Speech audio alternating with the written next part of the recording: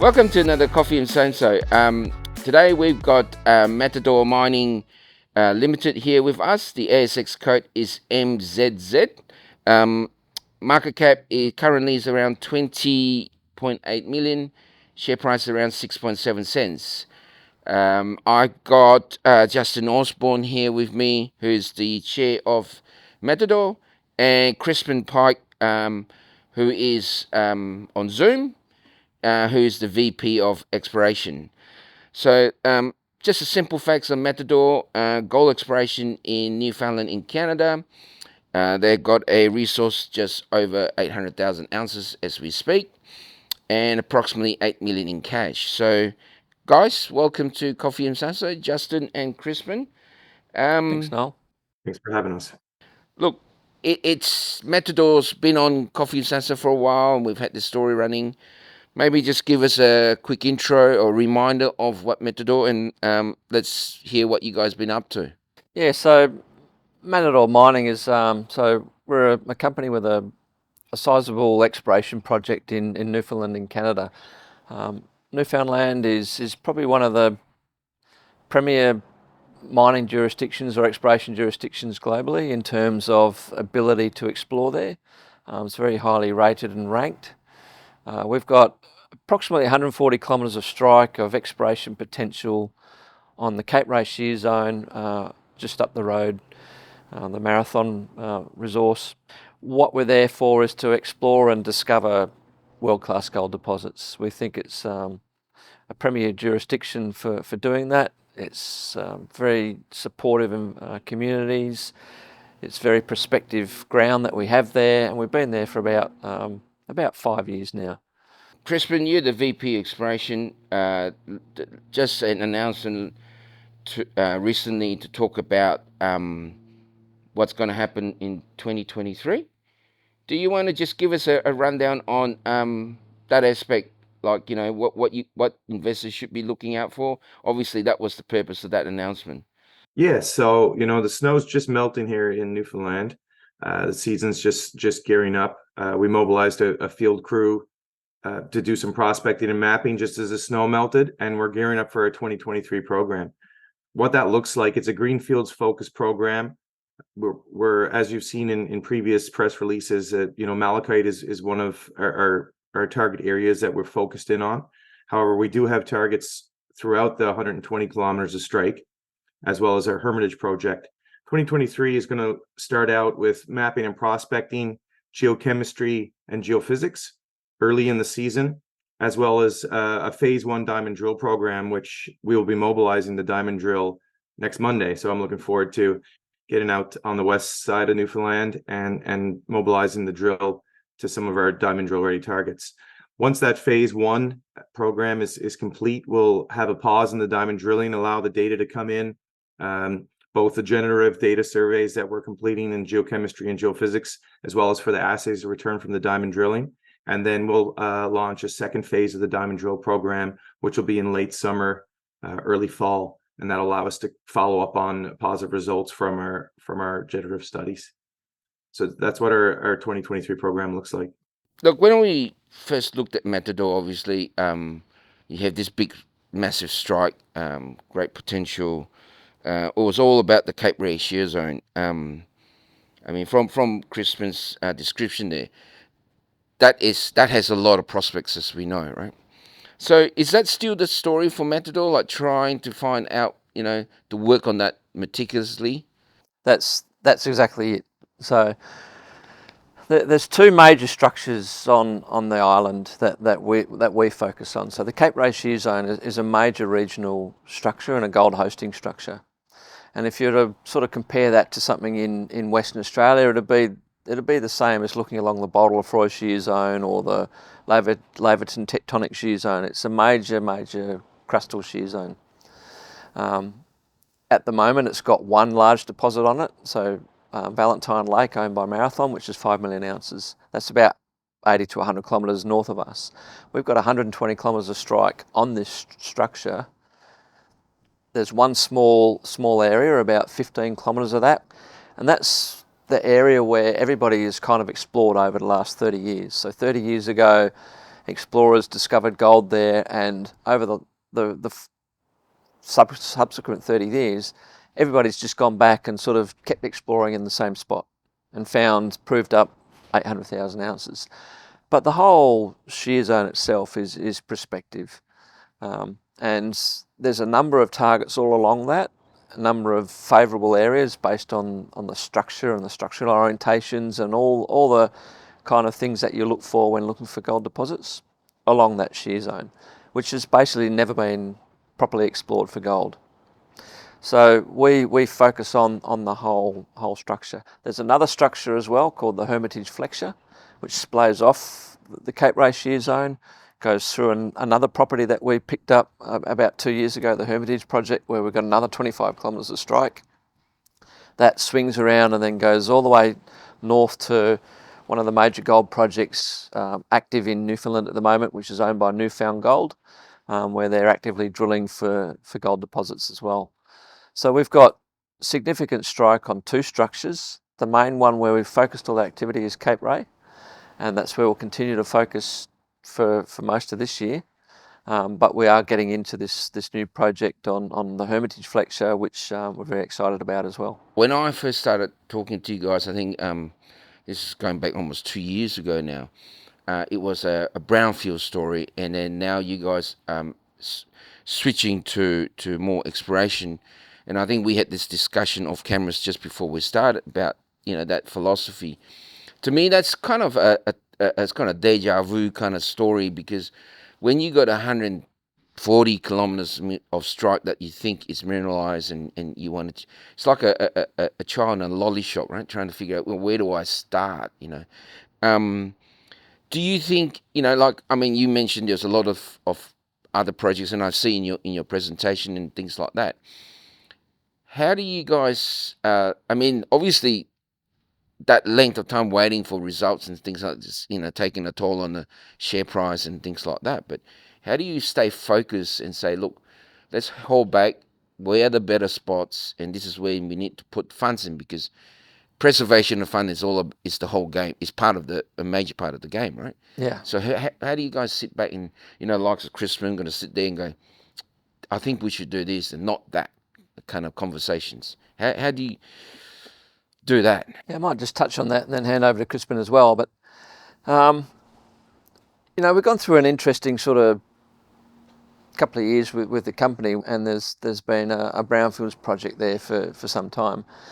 But we came to the realisation about nearly 3 years ago now that to make the project work, we needed a substantial discovery and something much larger than what we had in the existing resource base. And that was most likely to be made, the discovery would most likely be made outside of the little 15 kilometres of corridor that we had the resources on. So to target that effectively and to allow us to focus on what we think should be the best area. So we've got a lolly shop, as you mentioned, sort of a lolly shop, to focus on what are the right lollies, or which is the right box to find the best lollies in. You need to get the base data sets. So we set about over 3 years ago now, to start gathering the base data sets to be able to allow us to target as effectively as possible. So that was flying magnetics, big magnetic data sets, starting to gather some of the ground sort of geochemistry, so some geochemical programs that we did, sort of till sampling and base of till sampling and all this sort of stuff. Once that was done, and it gave us the data, Crispin and the team were then able to go and start more effectively targeting, to take that 120 kilometres of strike and zoom in on the areas that we think look most prospective. So they've done that. Now they're at the point of going in, and in those areas that we think are the most effective, so the best lolly box to find the lollies in, they're now at that point. They've identified the lolly boxes, if you like, and the point now is doing the programs to try and identify where the lollies are. Maybe hand over to Crispin to sort of how they've gone about that, and how we came about maybe getting into Malachite as a priority area, and the sort of work that we do to go from 120 kilometres down to sort of around 15 kilometres of strike. Once you're in the 15 kilometres of strike, how do we then find the lollies in there? Yes, and as Justin had mentioned, it's really generating those foundational data sets that allow us to rank and prioritize the targets throughout the belt. Justin also mentioned that, up 95% of the historic expenditures were within the resource corridor. And, that's a function of the junior exploration industry as well, where companies would raise a small amount of money, $1 million, need to generate numbers for the market to be favorable, do some diamond drilling in close to the known resources, and raise another $1 million and kind of rinse and repeat, run out of money, and then the next company comes in. And this is a cycle that went through the belt for a long time. There's a lot of really great geologists that worked in the belt, but just didn't have the support from their shareholders to do the regional exploration. I think we're in a very lucky place right now that we have strong interest from our shareholders to invest the money in a greenfields exploration program to make that big discovery. Outside of the resource corridor, there's very limited work done on the Cape Ray Shear Zone. Most of it is undercover. Over 95% of the ground is covered with glacial till, and that belt has seen very little exploration at all. Geological mapping, prospecting, geochemistry, geophysics. It's basically devoid of all exploration methods. So we did the high resolution geophysics in 2021, and what we were looking for was the structural controls on the mineralization. So from when we received the high resolution geophysics, we spent a lot of time comparing the known mineralization to the rest of the data set and identifying the geometries of the structures that hosted gold mineralization. Malachite really drew our attention because it's on the largest bend in the Cape Ray Shear Zone, right across the island of Newfoundland. And of course, bends in large structures are interesting places to look. When we focused in detail, we saw a lot of second and third order structures that were coming off the main Cape Ray Shear Zone that were completely underexplored, completely non-explored. So that brings us to our Malachite story last year. The Malachite bend in the shear zone is approximately 15 kilometers in strike length. That's seen no work. So there wasn't a single gold sample that existed prior to last year in Malachite. It was solely a conceptual target that was a structurally favorable area on a gold-bearing regional structure. Within 2 days of going to Malachite, on the second day, we went in there last summer. We found quartz boulders with 5 grams of gold in it right on surface in a brook within the second day of going there. So it's really exciting. Those are some milestones. Identify the structures with the geophysics. Use the geochemistry to answer the question, is there gold associated with these structures? And then to go in and do the groundwork, mapping, prospecting, geological mapping, that ultimately leads to a diamond drill program. And we had a very small diamond drill program last fall. And, the main scope of that was to identify, is there major fluid systems moving through these structures? So the alteration, the geochemistry, the pathfinder geochemistry, and of course gold in bedrock was a major milestone that we made with a very limited program last year. So now the next stages for 2023 is to move into the Malachite area as well as areas that are proximal. We found a 12-kilometer long trend with high-grade gold samples on surface that there's virtually no drilling in. So we need to generate the high-quality diamond drill targets, and we're going to do that through all the methods that I mentioned before, as well as this hybridized method. I think the Aussies have really perfected exploring undercover, and it's a really strong skill set that has been born in Australia with the air core drilling, RC drilling, and then followed up with diamond drilling. Is something that Canada has not implemented. So Matador has been trying to get down through the cover and get a good sample of fresh rock to study the pathfinder geochemistry and generate diamond drill targets. It has been challenging just because of the difference in the superficial geology of Canada versus Australia. We don't have the regolith. We have transported cover, and it's full of boulders.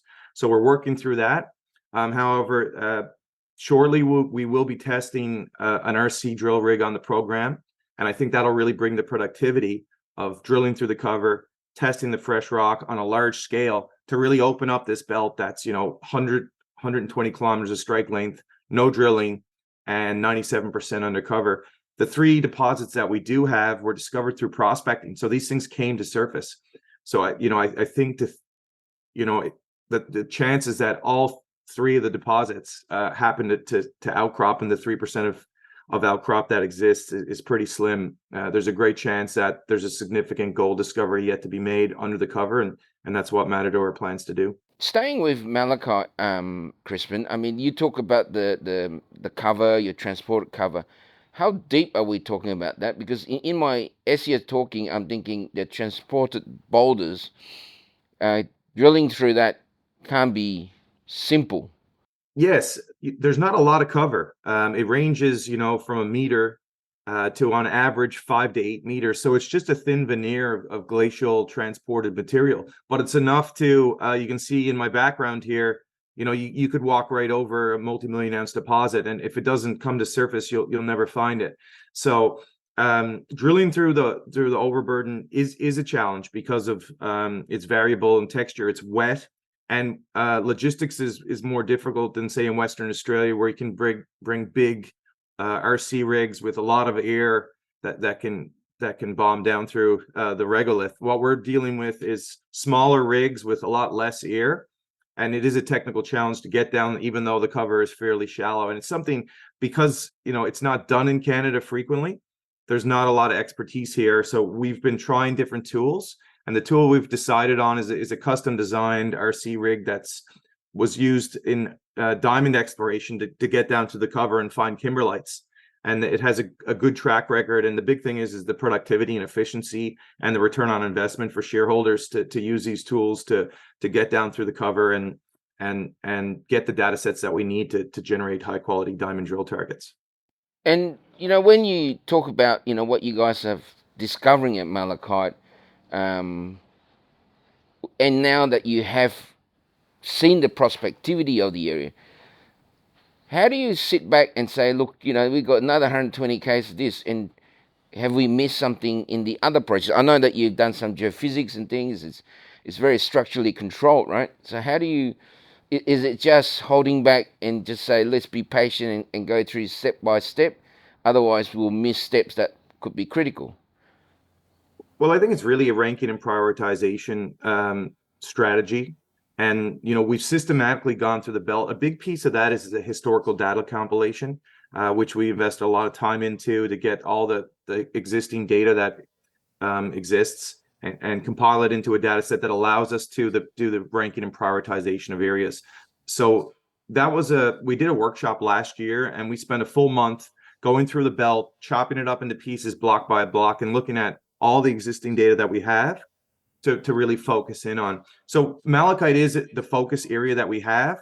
As I mentioned, there's that 12-kilometer stretch of rock that have significant high-grade gold at surface that we've discovered in a very short period of time. And it's a structurally complex area, structurally favorable. Everything is kind of pointing towards that area. However, we're not forgetting about the rest of our belt. We still have geologists that are working on data compilation, interpretation, as well as there is going to be some diamond drilling in 2023 on some of our best targets outside of Malachite. And that will be in the Grandies area, the Long Range area. We've had press releases on these areas, as well as the Bunker Hill area. All of these have known high-grade gold in bedrock and zero diamond drilling. So we do have we have a full pipeline, and we need to rank and prioritize the targets accordingly. I think if we just add to that, you've got to have some discipline around targeting and target testing, and there's a fine line between staying on something and sort of testing it to death, if you like, or testing it enough to try and get a feel, and then using our own technical expertise and experience to decide, is it something that we should be staying on? Are we seeing the right ingredients? Are we reaching sort of staged milestones that warrant us staying in an area? So we've identified, we targeted the whole belt, and due to a whole lot of different reasons and geological ingredients, Malachite came up as a top target, so that ranked the highest. So we've decided that's where we should be putting our money. We think that's the most prospective area. So it's going in now and testing that systematically, and if we keep getting further ingredients, and if we keep hitting the stage milestones that warrant us staying there, then we'll keep staying there. It'll be very easy to go to the next areas and start all over again before we really finish Malachite. But then all we end up with is a whole lot of sort of potential anomalies, and then it's put your hands in the air and say, right, what do we do? Which ones do we go to again? You've got to, I think, trust your instincts, trust your gut to some extent. And people talk about gut feel. I think gut feel is based on experience and knowledge, and we're using our experience and knowledge to identify malachite at the moment as the priority target and focus our attention on that. And that's and we've had support from that. We've had a significant gold major company, B2 Gold, come in and invest in us late last year. They invested a strategic placement into the company. It's the first time they've ever done that at company level, an equity investment. And that was on the basis of what they considered the quality of malachite as well, and they really liked the target area. I think history is on your side as well. I mean, you guys had history of stepping back and doing things and understanding, because exploration and meticulous targeting or vectoring of what you may call is your gut feel, but backed up by science, is that more or less that's what needs to be done, because you can have challenging areas, and we can name so many other challenging areas. It's the stepping back and just taking that time to think. Because exploration, I keep telling people, our industry is measured in decades or multiples of years, not months, not one drilling program. A great drill intercept doesn't make any difference. It's about that understanding, I think. And with Matador, I find that the stepping back is a fantastic idea, but again, it's like yin and yang, right? You do that, and then your market goes, oh, geez, what are these guys doing? When Yeah, it's really hard. You've got to have real fortitude to do it, and then our share price at the moment is lagging, and one of the difficulties we have is that we've got seasonal exploration programs. So at the moment, the type of work we're doing and this prospecting work that Crispin talked about can really only do that in the summer.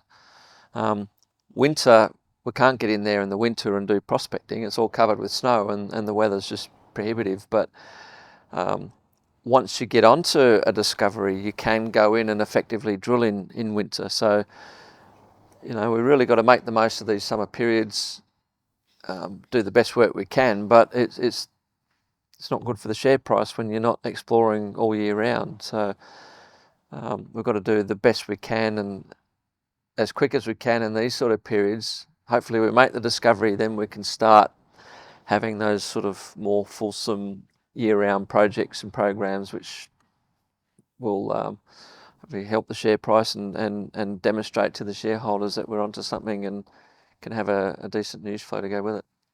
Crispin, going back to you, I mean, you got other projects there. I've seen you do the you've done some geophysics over there, and you've targeted certain areas.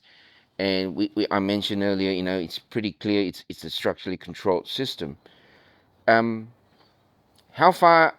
I mean, then we go next to the Hermitage place, and I think that's my sort of favorite in terms of your portfolio. But how do you guys plan that going forward? I mean, how much geophysics is too much geophysics to contain within amount of work that you can do in that time frame, like what we just discussed, right? You can't be looking at every single project. You need to give it full credence first. So how do you guys contain, or how far do you look using your future exploration targets?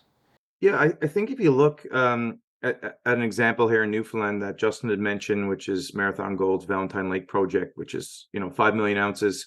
In 2015, I moved back to the island in 2015, and that was a sub-million ounce resource on a package of ground that was approximately the size of malachite. The resource had been known since the 70s and 80s, and just kind of known as a small sub-million ounce resource. A lot of companies had gone in there and done work right in along the resource quarter.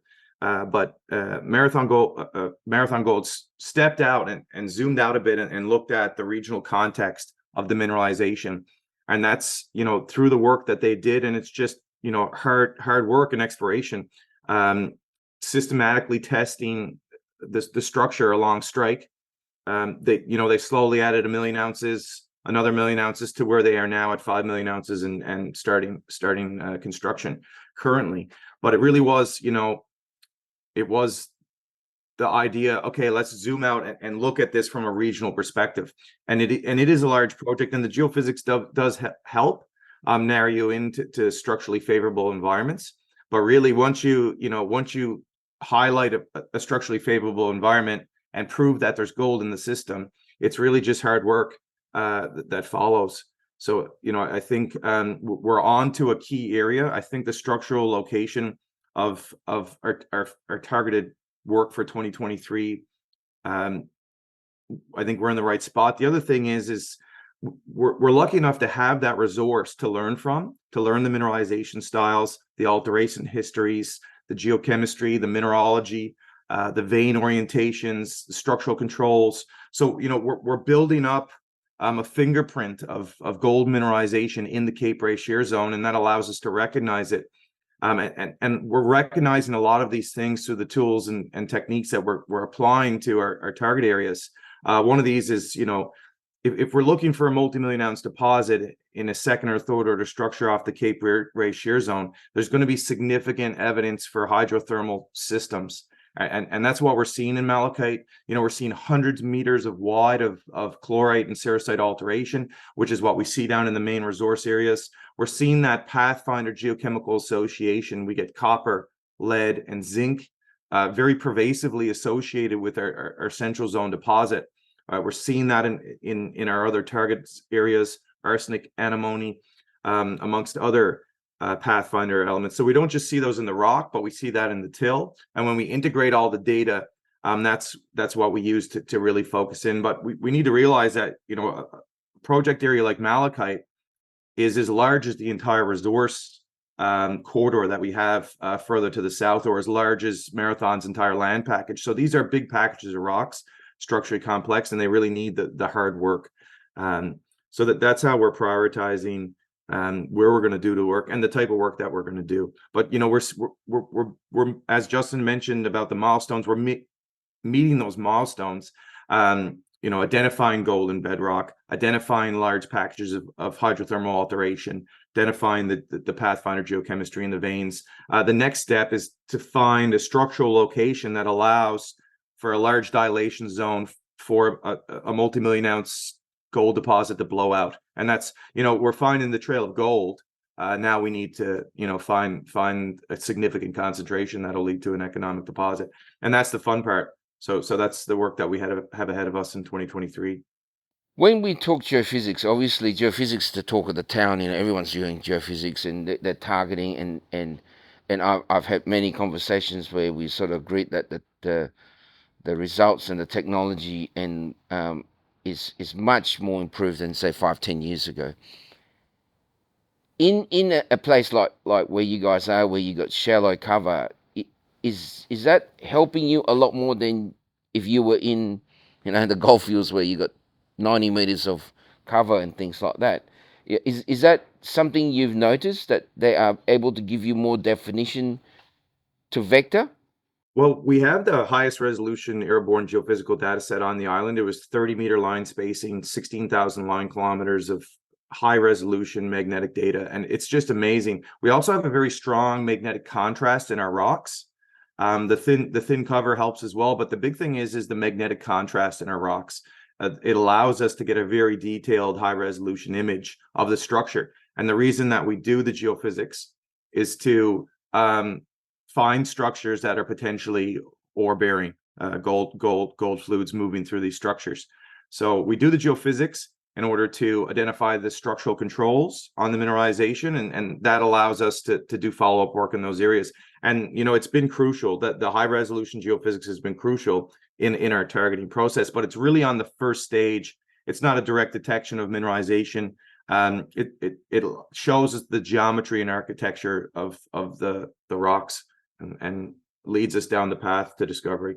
As I said to you guys, Hermitage has been kind of the thing that sort of perked my ears when we first talked about a couple of conversations ago. Is that something that you guys are going to be chasing, or is it Malachite going to be the main one and then Hermitage a bit later, or is that going in parallels? Yeah, I'll start on that and then hand over to Crispin. He can tell you what we're going to be doing there this year. But and I'll get Crispin to tell you a little bit of the history of how he identified that to pick it up. But we consider Hermitage is a fabulous package of rock. It's about 25 kilometres of strike. The geology there is quite different to Cape Ray. It's a different geological formation. The age of the rocks and the makeup of the rocks is very similar to what you see in Victoria. So in the Bendigo goldfield, it's a sedimentary package of sandstones and black shales, which is exactly what you see in Bendigo or Fosterville. Quartz vein mineralisation, and in those environments, so in Bendigo, the key pathfinders for mineralisation in Bendigo or Fosterville is arsenic and antimony. So what we're seeing at Hermitage, we're aware that the rock types were permissive, sandstones and shales, and this extends all the way up to Newfound gold deposits, which are high-grade quartz vein gold deposits in black shales with antimony and anomalism. So we've got all of those ingredients. Virtually no one had been out there to do any work, and last year we had 2 or 3 days of field work where we sent a team out there to just traverse through some rivers. It's quite a remote area, it's difficult to get into. Traverse some rivers which went across the geology, and they identified and picked out gold-bearing rocks in our crop, up to 7 grams. So this year we've got a follow-up program on that, all early stage, but I think it's really worthwhile Crispin giving a little bit of the history of the sampling and the geological survey sampling of the belt and why he got in there and what we're going to be doing this year, Crispin. Yes, we definitely see Hermitage as a supplement project to the main Cape Ray project, and our focus is on Cape Ray, and the majority of our exploration spend will be in the Cape Ray belt. However, we can't ignore the strength of the Hermitage target. As Justin had pointed out, it's located on another structure in a different package of rocks, more analogous to the geology on the eastern side of Newfoundland, where Newfound Gold has their high-grade gold interceptions. That's really created a boom of exploration in Newfoundland. There's 91 exploration companies currently exploring in Newfoundland right now. So there's 91 listed companies. There was $250 million spent in mineral exploration last year on the island, 1 million meters of core drilled. So this is a substantial amount of exploration, most of it focused on this structure on the eastern side, and of course on Cape Ray Shear Zone and around the Valentine Lake deposits. But as you go, if you look at the geology in Newfoundland, basically everything is oriented northeast, except for one small package of rocks in the south portion of the island where our Hermitage project is, and it's in completely different orientation. It's a structural anomaly. It's not only anomalous in geometry, but there's regional geochemistry over the entire island. We do geochemistry on the lakes, and Hermitage is the largest antimony anomaly in the entire island by not just in amplitude, but also in size. It's a 27-kilometer strike length anomaly, and there's a producing antimony mine very close to where Newfound Gold's project is. And it is associated with the gold fluids. You get arsenic, antimony, and gold in quartz veins hosted in these metasedimentary rocks. And that's what we're seeing in the Hermitage project. So we have, very strong arsenic, antimony, and gold geochemical anomalies, a structurally complex but completely anomalous geometry to the rest of the island. I think there's a lot of recipes, lot of ingredients there for gold mineralization. And as Justin mentioned, we had some helicopter time last year. We flew over, sent the geos down in the brook, and there was too much quartz veins to sample in the short time that we had, and we ended up pulling up I was hoping to get, hundreds of ppb gold just to see, is there gold associated with these quartz veins, and one of them came back at 7 grams, which was a bit of a shocker to me, considering the limited amount of work that we're doing, that we did there. So it is a supplement project. I think there's big potential. There's a lot of cover. Once again, it's a similar situation where there's significant till cover. And what we want to do this year is focus our exploration in dollars in the Cape Ray project and in and around the Malachite area. However, have field works. It's low cost, how high value add, large return on investment work. We got to get in there and just do the very early stage preliminary work of looking at these quartz veins that are right on surface, and coming up with a target, hopefully for a 2024 RC program that we can go in, drill down through the cover, define kind of broader target areas to focus in on with diamond drilling into the future. So that's really, this year is our first real boots on the ground in Hermitage. We're excited about it. We've got a lot to learn about it, but the fact that we're finding quartz veins with gold in them in a brand new belt that's never been explored is extremely exciting for us. Interesting. I mean, it's definitely I reckon it's going to be a moment to wait to see what you guys come out with, I guess. Look, in going forward, Crispin, what's the news flow for investors out there in terms of work? I know we touched on this a bit earlier with the the announcement that you guys had out there. Can you just sort of recap for us what potential news flow from your side of things, the things, the site that's important, I guess? Yeah, so we're ramping up. So with the ramp up of operations and the ramp up of work, we'll expect a ramp up of news. So with as I mentioned earlier, the diamond drill is on its way to the project with mobilization on Monday, and we have some really good diamond drill ready targets that the team has been building up and working on all through the winter months, and we're all pretty excited about those initial drill targets. So we'll be drilling diamond drilling in May, as well as doing some IP surveys. There's an association with some sulfides with some of the known mineralization that we have. So we're going to be doing some IP, as well as mapping and prospecting. And this will all be build to news, and ultimately, this is a results driven program that we're looking to make a discovery here and with the work that we're doing. So we're excited and looking forward to the news. Thank you. Justin, why Matador? I mean, look, at the end of the day, we talked about, I mean, it's all very prospective. We're all geologists. We're always optimistic. And we also know that it can sort of go the other way. So for investors out there, what would be your pitch to them? Why Matador? Look, I think there's, it's a good question. There's a lot of explorers out there and a lot of gold explorers, and right at the moment, despite record gold prices, there's not a love for gold juniors. But I think what we've got is something quite unique in the exploration space at the moment. That's being there's an existing resource which demonstrates that the belt is fertile. There's gold there, not too far up the road at Marathon. So we've got a belt with demonstrated gold prospectivity, and we've got a lot of it. We've spent 3 years now on the targeting and getting ourselves to the point where right now we can go and do the target testing. So there's not many companies out there that are actually doing real greenfields exploration of this sort of nature. Value add in exploration and gold exploration comes from major discoveries. That's where you see the big multiples on share price potential. And we think that we've got the belt, we've put the data together, we've got the targets, we've got the prospectivity, and we've got the team to make world-class discovery.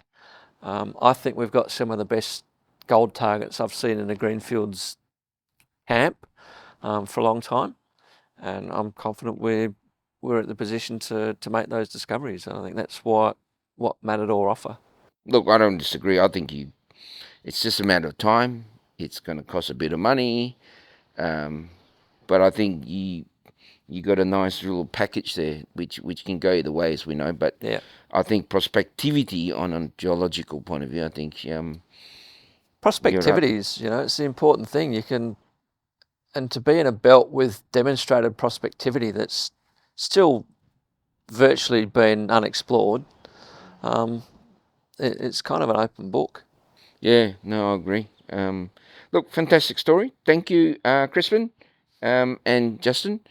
As usual, we've teamed up with Florence Drummond, who has helped us get some coffee for you guys. It's from an organisation called KIC. It's a group of Indigenous business that help in this industry. So, unfortunately, Crispin, you postage is too expensive for Samso, so Justin's getting it all. No, I'm actually going on a site visit in September, so I'll take it over for you, Crispin. I'll bring it for you. Maybe just a package by then. All right, thank you, and we look forward to following the journey.